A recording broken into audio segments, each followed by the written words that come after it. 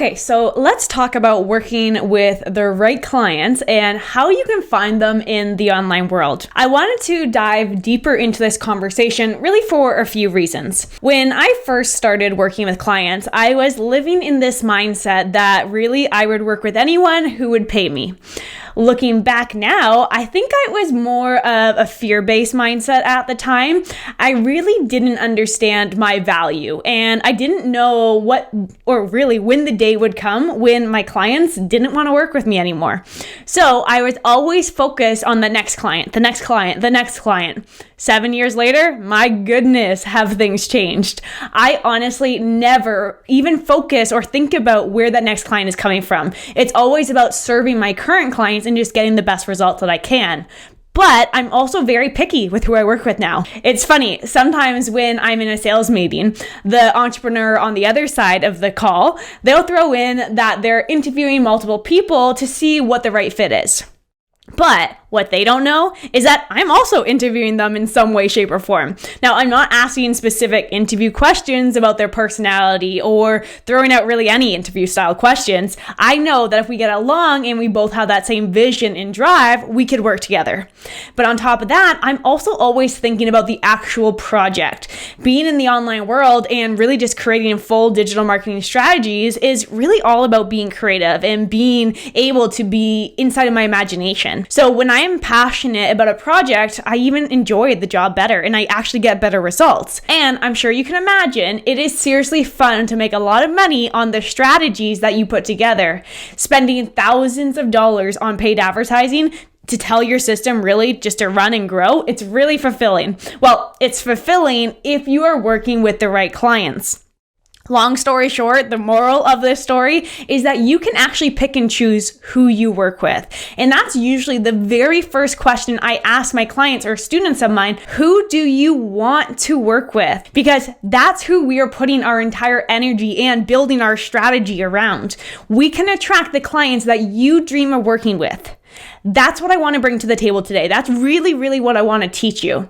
So if you have ever worked with a client that you seriously dreaded talking to, or if you have yet to really find that dream client that really lights you up and you enjoy doing their work, this episode is for you, my friend. Actually, to begin, let's do a quick little exercise, okay? Let's kick this off and make sure that you actually know who you want to work with. So right now, I want you to close your eyes. Well, I want you to close your eyes if you can, especially if you're not driving, don't close your eyes. But I want you to start thinking about who that dream client really would be for you. What are they coming to you for? What problem do you want to help them solve? What do they act like?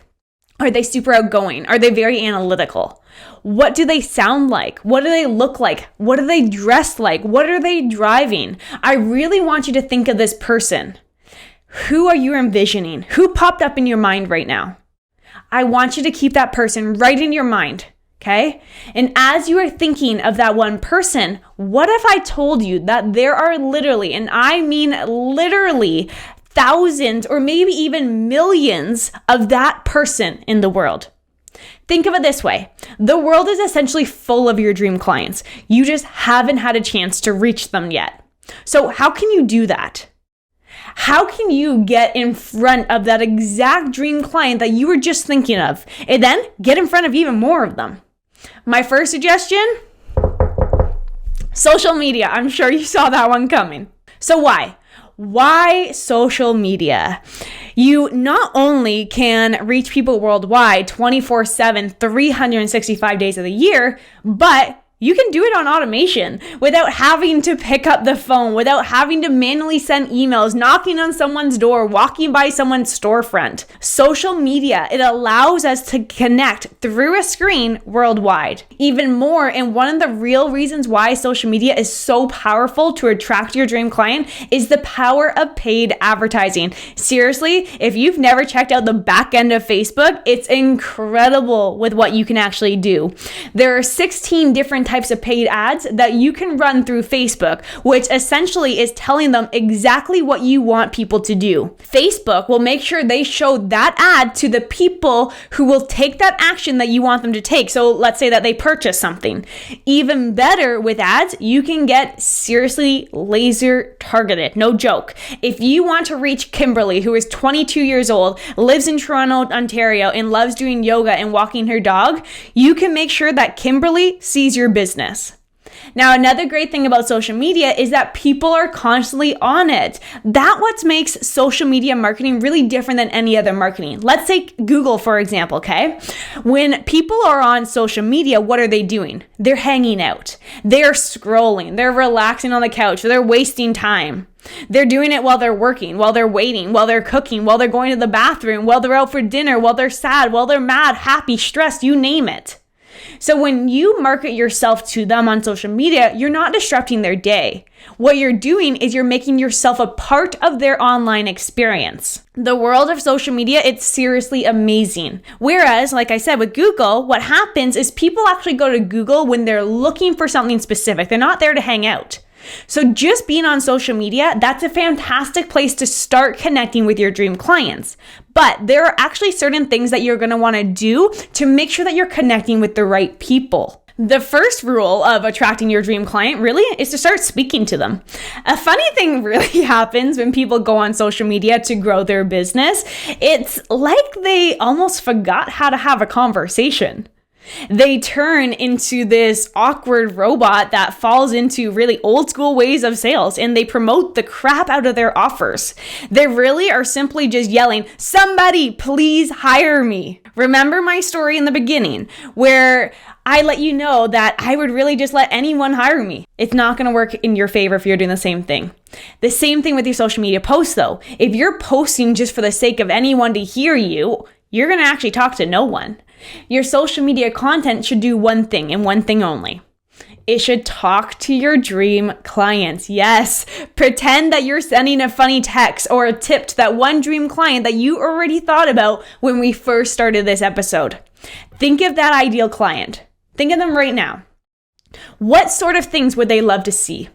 What sort of things would interest them? What would they actually relate to? Think of it and then post it. When you start posting in a way that you're talking to your dream client, what's going to happen? They're going to start to arrive. You're going to start to attract them. Now, another way to make sure that you are attracting the right people is by helping that specific person keep solving problems. I'm sure if someone gave you helpful tips or advice over the years, you've remembered them, right? What happens is the next time that they have a similar problem, they're going to start to think of you first when you're the person that's helping them. So when you start helping your dream clients solve problems through your content, people who even have the same issues, they're going to begin to flock to your content too. For example, let's say that you're a realtor and your dream client is Tina and Rob. They are 25 years old, they just got engaged, and they're looking to buy their first home. If you create content that helps first-time homebuyers get ready to buy their first home, any other first-time homebuyer who sees your content will also feel like you are talking to them, even though when you were actually posting that content, the only people you were thinking of at that time was Tina and Rob. Now, once you build a reputation as a problem solver for your people, you will notice how quickly more of them start coming to you for help. They're going to start to ask you those important questions. They're going to start to really just build that trust with you. This will go on for a little bit of time, and then what's going to happen? They're going to start to turn into paying clients or customers.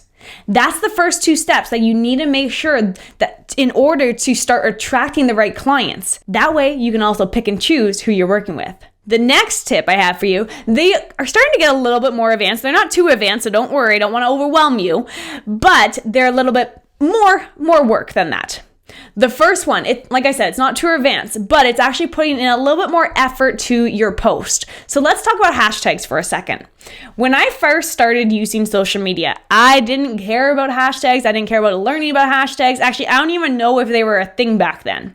Fast forward to today though, I will never put out a post without adding a hashtag. With hashtags, I used to actually put them in my very first comments. That way I can hide them. But at the later end of 2021, Instagram actually announced that they work better in the actual post again versus putting them in the comments.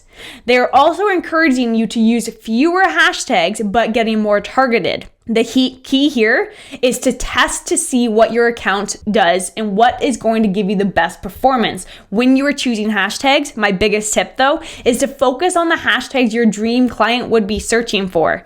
Let's say that you're a personal trainer, okay? If you're using the hashtag Lisa Ann workouts and you're trying to reach new people, who would be searching that hashtag? No one, unless they knew that I posted hashtags that said Lisa Ann workouts.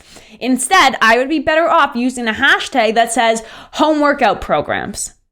Hashtags are important, but again, make sure to test different hashtags and test where you actually place them within your post to see what gets you the best results. That's all that matters, is getting you the results for your account.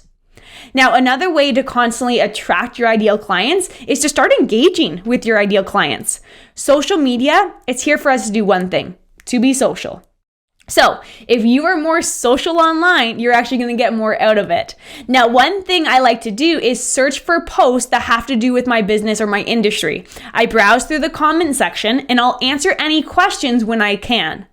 The odds are anyone asking that question or they're waiting for clarification is someone who needs help in your industry. And clearly, if they are openly asking a question, they actually need the help.